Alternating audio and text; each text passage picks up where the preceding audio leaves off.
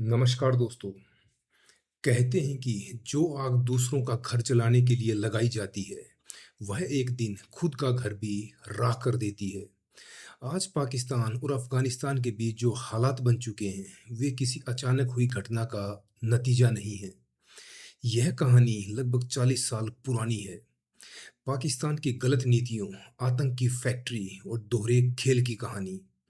27 फरवरी 2026 को जब दुनिया चैन की नींद सो रही थी, उसी वक्त दक्षिणी एशिया की सरहद पर युद्ध की आग भड़क चुकी थी। पाकिस्तान के रक्षा मंत्री ख्वाजा आसिफ ने खुले शब्दों में यह स्वीकार कर लिया है कि अब पाकिस्तान और अफगानिस्तान के बीच खुला युद्ध है। यह बयान सिर्फ चेतावनी नहीं था, बल्कि इस बात का खुला प्रमाण है कि हालात अब पाकिस्तान के नियंत्रण से बाहर हो चुके हैं।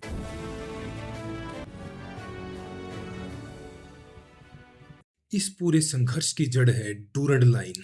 12 नवंबर 1993 को ब्रिटिश भारत के विदेश सचिव सर मार्टिमर डूरंड और अफगान अमीर अब्दुल रहमान खान के बीच समझौता हुआ, जिसके तहत लगभग 2640 किलोमीटर लंबी सीमा रेखा तय की गई। 1947 में पाकिस्तान बनने के बाद उसने इसी रेखा को अपनी आधिकारिक सीमा मान लिया, लेकिन अफगानिस्तान ने कभी औपचारिक रूप से इसे स्थायी अंतर्राष्ट्रीय सीमा स्वीकार नहीं किया। 1949 में अफगान संसद ने पुराने समझौतों को अमान्य घोषित कर दिया। 1961 में इस सीमा विवाद के कारण दोनों देशों के रिश्ते टूटने लगे। इसके बाद साल 2017 में पाकिस्तान ने इसी लाइन पर बाड़ लगानी शुरू की, जिस पर अफगानिस्तान की तरफ से विरोध किया गया और सीमा पर इन दोनों देशों के बीच डिस्प्यूट बढ़ना शुरू हो गया। यही विवाद आज भी तनाव की सबसे बड़ी वजह है। अगर इतिहास के पन्ने उल्टे जाएं, तो एक कड़वा सच सामने आता है। तालिबान का जन्म किसी अचानक उभरी ताकत का नतीजा नहीं था। 1980 के दशक में जब सोवियत संघ और अमेरिका आमने सामने थे, तब इस युद्ध के बीच में पाकिस्तान का आईएसआई खड़ा था। सीआईए, आईएसआई और सऊदी अरब के पैसों से मदरसों में जिहाद की फैक्ट्री खड़ी की गई, हथियार दिए गए, विचारधारा भरी गई और यहीं से अफगान तालिबान, हक्कानी नेटवर्क और आगे चलकर तहरीक तालिबान पाकिस्तान यानी टीटीपी जैसी ताकतों ने जन्म लिया। पाकिस्तान को तब लगा था कि ये सब उसके एसेट हैं, लेकिन इतिहास ने एक बार फिर साबित कर दिया कि आतंक कभी किसी का एसेट नहीं होता। 2021 में जब अमेरिका अफगानिस्तान से गया और तालिबान ने सत्ता पर कब्जा किया, तो पाकिस्तान में मिठाइयाँ बांटी गई। आईएसआई के बड़े अधिकारियों ने खुले तौर पर कहा कि तालिबान की जीत पाकिस्तान की जीत है, लेकिन यही तथाकथित जीत पाकिस्तान के लिए उसकी सबसे बड़ी हार बन गई। अफगान तालिबान ने पाकिस्तान की उम्मीदों के उलट टीटीपी को खुली पनाह दी। इसके बाद पाकिस्तानी चौकियों पर टीटीपी के हमले लगातार बढ़ते चले गए और टीटीपी ने आईएसआई के इशारों पर चलने से साफ इनकार कर दिया। जिस ताकत को पाकिस्तान अपनी कठपुतली समझ रहा था, वही अब उसकी सबसे बड़ी चुनौती बन चुकी है। फिर आई 27 फरवरी 2026 की वह रात, जिसने हालात को पूरी तरह बदल दिया। पाकिस्तानी वायुसेना ने ऑपरेशन गजब लील हक के नाम से अब तक का सबसे बड़ा हमला किया। अफगानिस्तान के काबुल, कंधार, पंक्तियां और हेलमंद जैसे इलाकों को निशाना बनाया गया।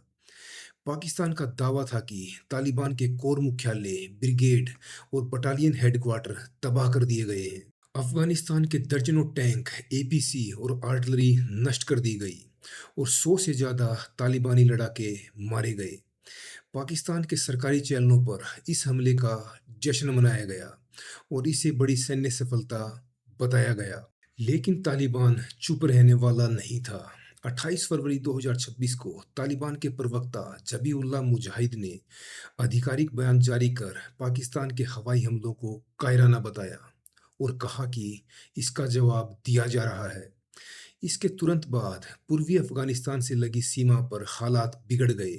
तालिबान लड़ाकों ने कुन्नार और नंगरहार सेक्टर में कई पाकिस्तानी चौकियों पर हमला कर उन पर कब्जा कर लिया। इस हमले में दर्जनों पाकिस्तानी सुरक्षा बलों के मारे जाने की खबरें सामने आई। इसके साथ ही ये साफ हो गया कि पाकिस्तान और अफगानिस्तान के बीच लड़ाई अब सिर्फ हवाई नहीं, बल्कि जमीन पर भी पूरी ताकत से लड़ी जा रही है। इसी बीच एक और सनसनीखेज दावा सामने आया। अफगान मीडिया ने कहा कि अफगान एयर स्पेस में घुसे पाकिस्तानी फाइटर जेट F-16 को मार गिराया गया। सोशल मीडिया पर जलते विमान के वीडियो और सीरियल नंबर तक वायरल होने लगे। पाकिस्तान की तरफ से न तो इन दावों की पुष्टि हुई और न ही कोई सीधा खंडन आया।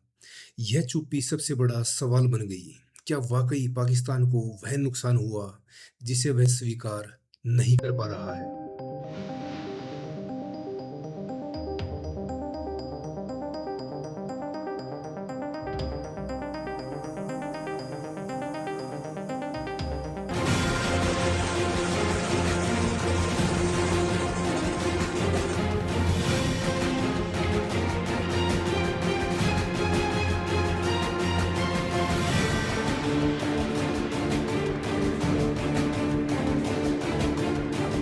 असल में पाकिस्तान की सबसे बड़ी समस्या अफगानिस्तान नहीं, बल्कि टीटीपी है।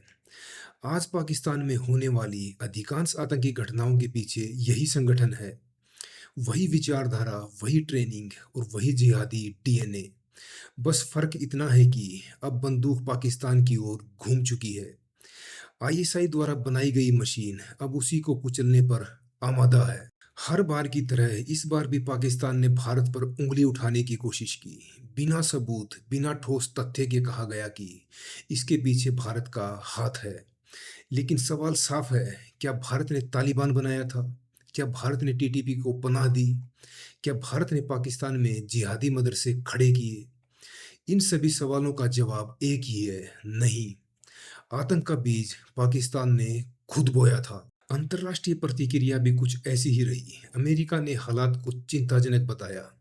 चीन ने संयम बरतने की अपील की। रूस और ईरान ने क्षेत्रीय अस्थिरता को लेकर चेतावनी दी। लेकिन कोई भी देश खुलकर पाकिस्तान के साथ खड़ा नहीं हुआ। वजह साफ थी, दुनिया जानती थी कि यह आग पाकिस्तान ने खुद लगाई है। अब सवाल भविष्य का है।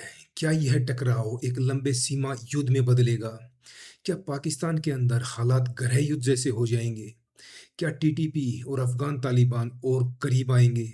क्या पाक सेना पर अंदरूनी दबाव बढ़ेगा और क्या देश आर्थिक तबाही और अंतर्राष्ट्रीय अलगाव की ओर तेजी से बढ़ेगा? ये सभी सवाल आज पाकिस्तान के सामने खड़े हैं। निष्कर्ष बेहद कड़वा है। आज पाकिस्तान वही भुगत रहा है जो उसने दशकों पहले बोया था। तालिबान कोई बाहर से आई आपदा नहीं है, बल्कि पाकिस्तान की नीतियों की परछाई है। जिस दिन आतंक को रणनीति और नीति बनाया गया, उसी दिन पाकिस्तान का भविष्य तय हो गया था। आज वही आतंक उसके दरवाजे पर खड़ा है। सवाल यह नहीं है कि यह युद्ध कौन जीतेगा, असली सवाल यह है, क्या पाकिस्तान इस आग से कभी बाहर निकल पाएगा या फिर इसी आग में जलकर राख हो जाएगा। धन्यवाद।